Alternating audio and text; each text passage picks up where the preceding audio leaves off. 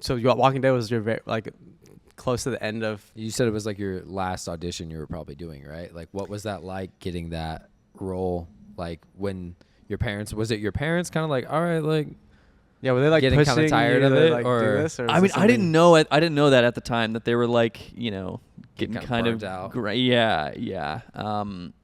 But I mean, you know, it's. I mean, luckily they never like pushed it onto me. Like my parents were always just like, you know, when it stops being fun, like you don't have to do it at all. Like it's totally up to you. Even when I was, you know, however many seasons into the show, they were always like, you can quit whenever. There was one time that I almost did too, but can you speak on that reason? Like, if there was a reason why you were kind of just feeling. Yeah, honestly, it's so I mean, I was 11 years old or 12 years old, so it was very childish. But they had there was a handful of times throughout the second season of Walking Dead where they'd have an awesome scene for me in the script. Like there was a scene at the start of one of the episodes when they're still trying to find Sophia in the second season, and he sneaks into into the RV and grabs his dad's walkie-talkie that he used to talk to Morgan every time, and he took the walkie-talkie, went out to the field, and talked to Sophia. Like, you know, just like, hey, we're looking for you, we're gonna find you, and all that stuff. And then they cut it, and I was like, dude, this was so cool. And they replaced it with the scene that I thought was super lame. and then there were a few more instances where like they would put in something awesome that I was super stoked for, and I would work on too. Like I would work with like an acting coach on the scenes, and I'd like rehearse them and everything, and like get ready to go, and then they would just cut them. And so eventually I was like, man, this sucks. Like, I don't want to do this anymore. I don't want to keep getting all my stuff cut. And my dad was we were on set, and my dad was like, we'll hop in the car, like we'll just go if you really want to go. And I'm like, I kind of want to. And then the showrunner had called my dad, and he was like, well, guys, listen, there's cool stuff coming up, I promise. Just bear with me. That's crazy. Yeah. I think you got some pretty legendary scenes in, so I think. Oh, for sure. Yeah, it was very childish. No, like, I can imagine how frustrating, especially as a kid, because like it's the amount of work you're probably putting in is, especially just as a kid, not knowing, and then, yeah. I mean, even as an adult, I feel like that's pretty heartbreaking. Like you spend all this time like working on a scene, and then they just cut it out. I mean, I feel like that's probably like a common thing. It is a lot, especially on shows. Like, they're probably shooting so much because the timeline's like so crazy. Right? 8 days an episode, which means they have 8 days for pre-production and 8 days to write the episode. Like it's the time, the windows of time for TV is so short that like revisions come out like nothing. You know, I mean, gosh, the amount of revisions for some episodes, especially like towards the end of the season, where like they're really under the gun to get it cranked out within like a few weeks of time, you know, from like nothing to like production script, is like, it's insane. So we'll get into the, you know, we'll go through all the colors, and we'll get into like the double whites, the double yellow, the double pink scripts, and it's like, it's insane amount of revisions. Damn. Yeah. That's crazy. Yeah. What was it like? I mean, just I feel like at a certain point, like it was the biggest TV show, especially like in those later seasons, because like the first season, I just feel like it was like all over AMC. It was like everywhere. Like, what was that like, just like coming up and like almost growing with the show in a sense, you know? Because I feel like up until like your character's arc, like I feel like that was when the show was at its all-time high. So like, what was that kind of like? Well, you know, I was fortunate enough to be a local hire on the show, so I didn't have to move. You know, we shot in Georgia. I grew up in Georgia. Didn't have to move. Got to stay in school. Got to keep all my same friends.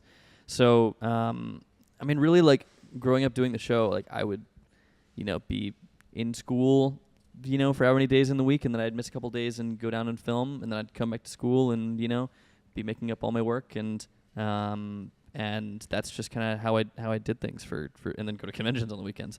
But yeah, I mean, it's it's one of those things where it's hard to like compare it to anything else, because like that's all I knew was just like going and working and then going to school, and kind of just, I mean, it was just, to me, it just felt like any just normal job of just like, all right, got my scene, I'm gonna go to work, and then I and come back. But you were probably the only kid working. Working. yeah, like in that capacity. Yeah. Kids don't work. Yeah. Were you the coolest kid in high school? No, not remotely. Were any of the kids watching that show at the time? Yeah. So I mean, you don't have like kids coming up for autographs or anything. Well, it was one of those things where like, fortunately because I didn't have to move, a lot of the kids in my class, I was always the kid going and doing auditions. I was always like on whatever theater show like in Atlanta. So it wasn't like I, all of a sudden just overnight was like huge, Yeah, they saw the growth. Yeah, and also like Walking Dead when it started, like not no one, but like it was not a big show at the start, and it gradually like kind of gained traction. So no one really cared as much. But I forget when it came on Netflix, but I feel like that is when like also like it kind of like popped off a little bit too. I feel like it was like early Netflix a little bit, so I feel like those first 2 to 3 seasons were on Netflix, I feel like, and that's when it kind of definitely started. Yeah, and I think like when especially towards like the later seasons when it was really big and like more people just wanted to just binge and catch up. Yeah, absolutely. Like I think probably like 2016 to 18, I would say, is like really when the surge of people were like really into it. But yeah, not popular. No, I ate lunch alone in my car. Like, is that that kind of thing? It's even crazy now. I feel like these shows just have like surges now. Like even like with like TikTok, like people just like clipping. Like I'm sure there's thousands of pages of just like people just clipping the Walking Dead clips, and then like it just puts like even just the younger generation onto these shows. Yeah. I mean, look at shows like The Office. Yeah. You know what I mean? That have sustained for so long. After it's over, because thanks to to Netflix and to TikTok and to all these platforms. And I don't know if you could speak on this, but is there any type of residual or anything like that keeps income coming from these streaming services? Because I know that's just like a big thing with actors right now. And is there anything that has kind of come up about that? Or? Yeah, nothing. So nothing from streaming. That was one of the reasons for this for the SAG strike. Was to try to figure out, and for the writers as well, to try to figure out some way to because you're right, like that is a huge portion of the crowd watched the whole thing on Netflix or watched, they're not watching it, turning on their DirecTV to like go to AMC and watch the reruns, what they can catch them. It's like they're just watching it on Netflix. Yeah. So that's one of the reasons why we were on strike was to figure out some sort of residuals for streaming. And but we do do still get residuals for reruns on AMC. Okay. It's like dwindling, it's like less and less each time. So I'll get a check for like 7 cents, yeah. but that is, it's one of the things that's still trying to get sorted out. Gotcha. Much, yeah.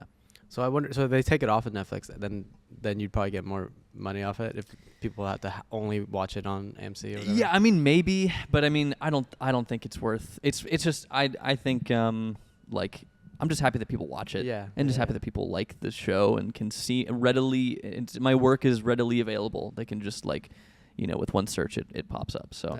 Yeah. You mentioned earlier you were a local hire. Were there other local hires, or were you the only one that's kind of in the main? Yeah, there were other local hires. The guy that played T-Dog, he was a local hire. Okay. Yeah. The woman that plays Carol, she was also a local hire, and she was actually a casting director before she before she started on Walking Dead, and then she just full-time kind of acting. But I had done auditions with her like many times before as a casting director. When she was casting for things, I had auditioned many times and gone and read with her, and it was funny when she showed up on set. I was like, Melissa, what are you doing here?